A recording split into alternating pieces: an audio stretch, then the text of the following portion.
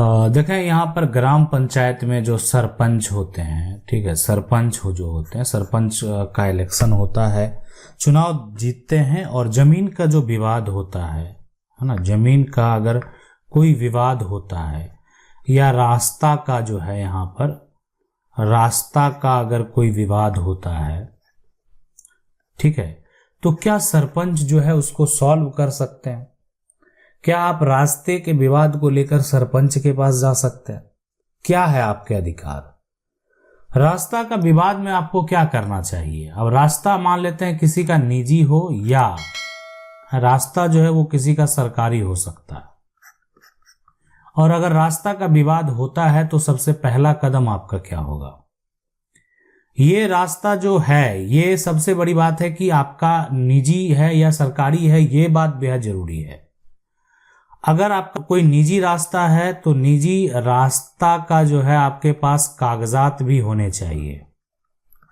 मतलब कागजात जो इस प्रकार का होना चाहिए कि उसमें रास्ता जो है ना, रास्ता वो दर्शाया गया हो, उसमें जो है डिफाइन किया गया हो कि यहाँ पर जो है इस प्रकार से ये रास्ता है, ठीक है। तो ये अभी यहाँ पर जो है दर्ज होना चाहिए, और अगर वो दर्ज नहीं है तो फिर आप कैसे साबित करेंगे कि वो आपका निजी रास्ता है? आपके पास दस्तावेज तो होने चाहिए ताकि उस आधार पे आप साबित कर सकें कि ये आपका निजी रास्ता है। सवाल है कि सर मेरे घर के पास आने के लिए रास्ता नहीं था, तो सरपंच ने दूसरे का निज जमीन में रास्ता निकाला था, लेकिन अब जमीन वाला रास्ता नहीं दे रहा है, तो क्या करें? देखें, किसी का कोई रास्ता नहीं रोक सकता। सरपंच का फैसला जो है आप उसको प्राप्त कर लें, और अगर सरपंच का फैसला है तो पर जो है आप एक बार अगर रास्ता रोक रहा है तो एफआईआर दर्ज करा दें कि देखें आने जाने का जितना जो रास्ता है वो तो देना होगा। आप किसी का रास्ता बंद नहीं कर सकते, किसी को पैक नहीं कर सकते। जितना भी रास्ता है किसी ना किसी के निजी जमीन से ही रास्ता बना हुआ है।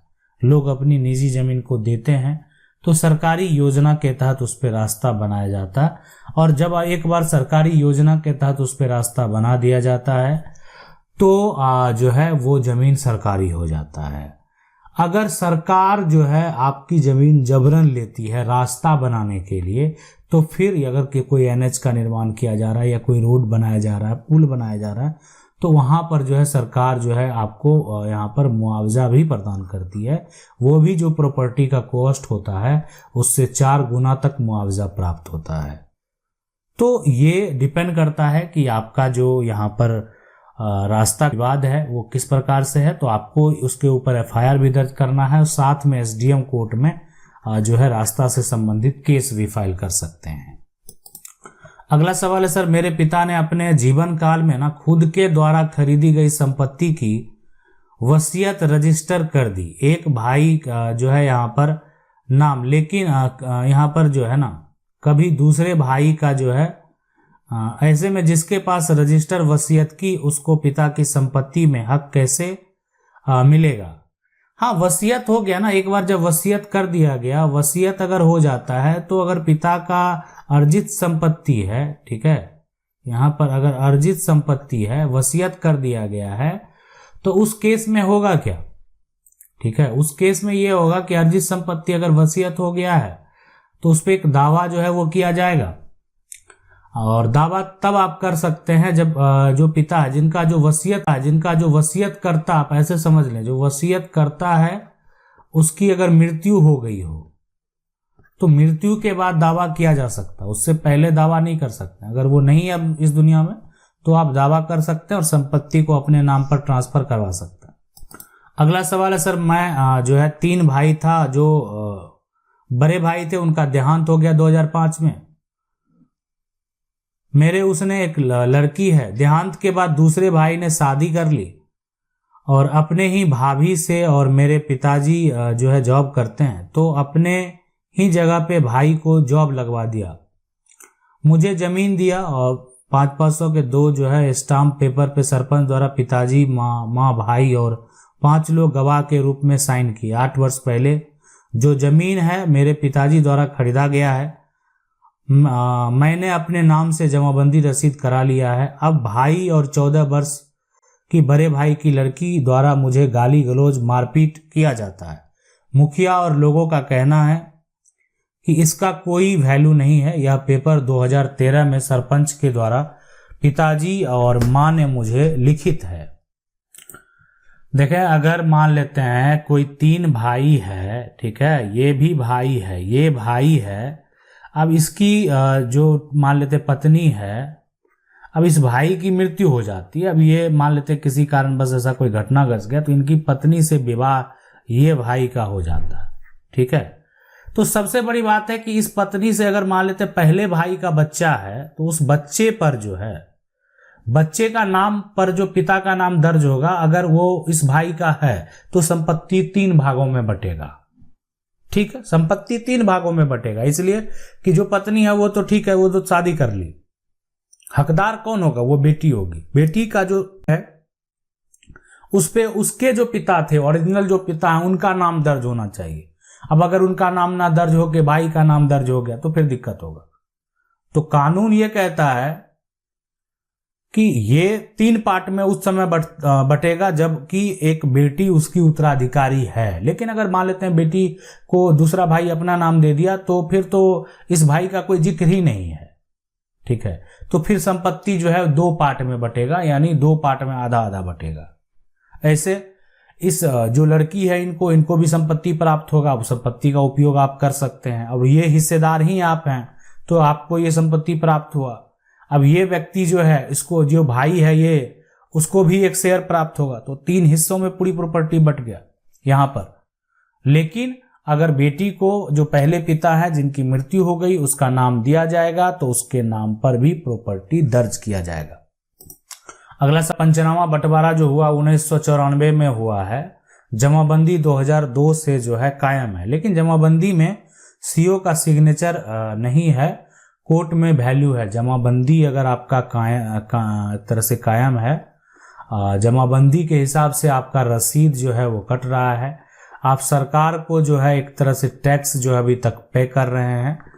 तब तो इसका मतलब है कि आपका जो ठीक है बंटवारा जो हुआ 1994 में उसी को आधार मानते हुए आपका जमाबंदी कायम है, तो कोई दिक्कत नहीं है।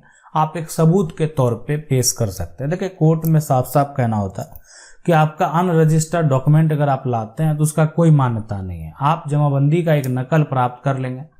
जमाबंदी का जो है एक तरह से नकल जो है आपको वो आपके अंचल से जो है वो प्राप्त हो जाएगा। आप अप्लाई करेंगे, जमाबंदी नकल का फॉर्म भरेंगे, आपको एक सर्टिफाइड कॉपी मिलेगा और उस जमाबंदी का जो सर्टिफाइड कॉपी का वो आप कोर्ट में जो है आप जमा कर सकते हैं, ठीक है।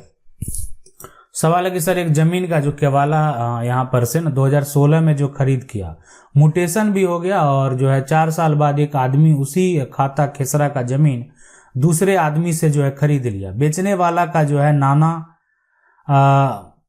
के नाम तो केवल यहाँ पर केवाला में ना तो खतियान रजिस्टर 2 में भी यहाँ पर 2 में नाम है।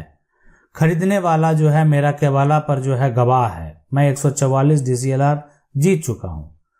TS मुंसिफ कोर्ट में चल रहा है तो कब्जा मेरा है। यह केस जीत सकता हूं या नहीं, ठीक है।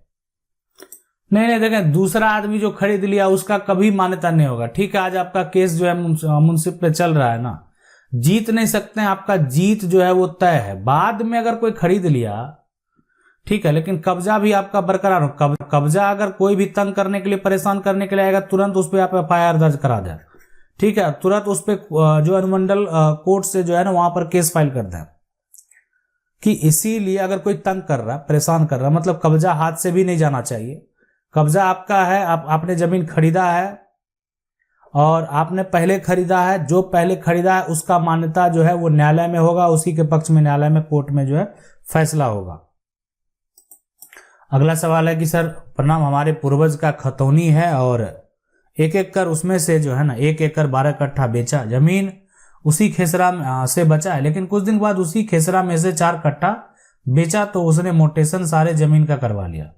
30 साल तक कुछ नहीं बोला, फिर कुछ दिन बाद बोला कि यह जमीन छोड़ दो, ये जमीन हमारा है। रसीद कटाए हैं। कर्मचारी के पास गया तो सारी बात पता लगा। 1947 में दोनों भाई अपना हिस्सा कोर्ट में बंटवारा करने गया था। हमारा खेसरा भी शामिल कर लिया और उनके पास सिर्फ 4 कट्ठा का ही केवल है। टाइटल सूट जो है किया हूं, लेकिन वो अमीर बहुत ज्यादा है, पैसे नहीं पैसा देखें, पैसा किसी के पास है, पैसा से ना, पैसा जिसके पास है वो जेल नहीं गया क्या? आप ये थोड़ा सोच लें, जिसके पास बहुत अधिक पैसा है क्या वो जेल गया या नहीं गया? कि सिर्फ जो गरीब है वही जेल गया? ऐसा बात नहीं है। अगर उसके पास केवल 4 कट्ठे का है तो वो 4 कट्ठा कभी भी जो है पूरी जमीन नहीं हो सकता। वो जो है अगर वो पूरी जमीन को दाखिल खारिज करा भी लिया है तो वो गलत होगा और वो मान्य नहीं होगा, उसका मान्यता नहीं होगा, उसका कोई वैल्यू नहीं होगा। आशा करते हैं वीडियो अच्छा लगा होगा। वीडियो को लाइक जरूर कर दें। चैनल को पहली बार देख रहे हैं सब्सक्राइब करके जो बेल आइकन उसको जरूर दबा लें। मिलते हैं अगले वीडियो में, तब तक के लिए जय हिंद।